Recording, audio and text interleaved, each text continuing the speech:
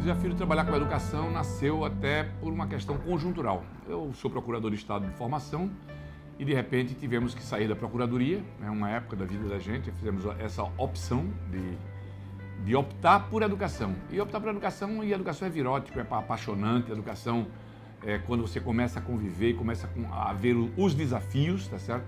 Isso você termina ficando praticamente, faz parte da minha vida, da minha existência. Foi quase uma decisão. Eu fui entrando, as coisas foram acontecendo, né? E de repente eu me vi completamente envolvido com a tal da educação, né? Tem até verso aí, tem até música, né?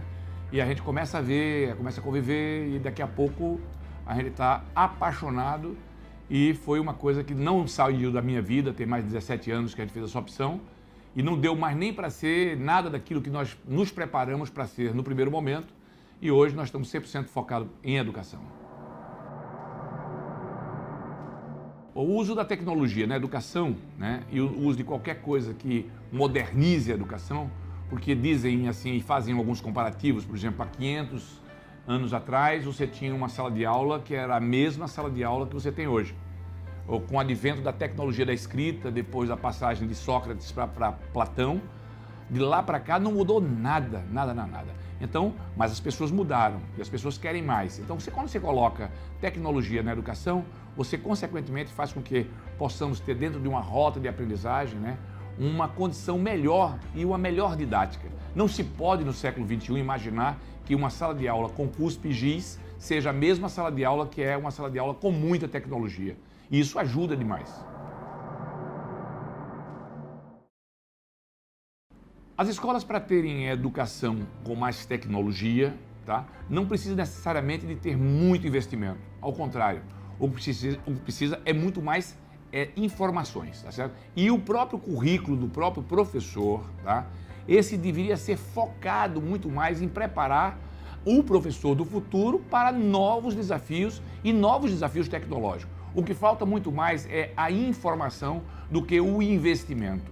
Eu acredito que no país que estamos vivendo e no momento que estamos a atravessar, é preciso se fazer muito mais com muito menos, tá certo? E para se fazer muito mais com muito menos, precisa se fazer coisa que tenha informação tecnológica.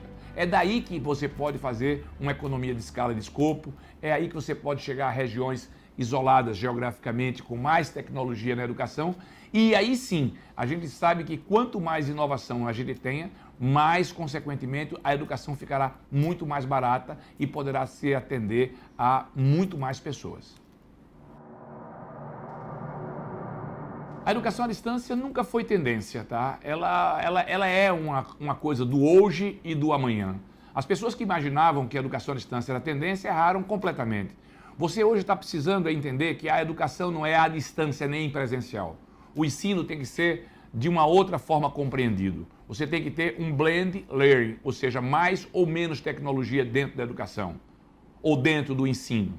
E você tem que ter um ensino híbrido. Esse ensino híbrido você pode colocar a tecnologia em EAD ou a tecnologia presencial e você pode fazer as duas coisas juntas. Não existe essa história de discrepância entre uma coisa e outra. Agora, que a educação à distância é um desafio que vai fazer com que nós tenhamos muito mais inclusão social, isso é fato. E se você pode incluir muito mais gastando muito menos, consequentemente não é uma tendência e sim é uma necessidade. As metas do Plano Nacional de Educação, ela é o grande desafio para o país. Passaram-se 10 anos para discutir as metas, demorou-se tanto em aprovar isso no Congresso Nacional e ser sancionado pelo Presidente da República, que algumas metas já estão defasadas em termos de data.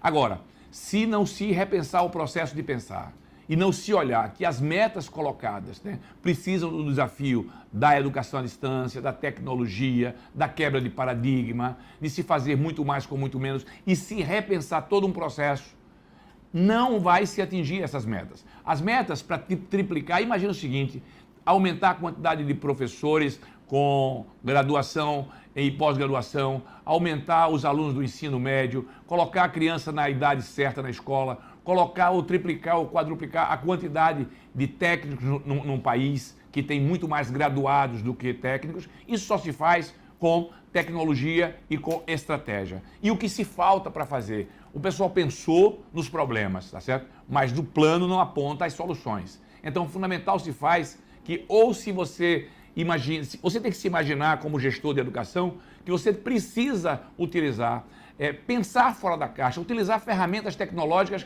que façam com que você avance. O Brasil é um país que é beneficiado por um único idioma, mas é um continente. Então, se é um único continente, tá? Um continente com um único idioma, tá certo? Você pode muito mais acelerar o processo dos desafios e atingir as metas.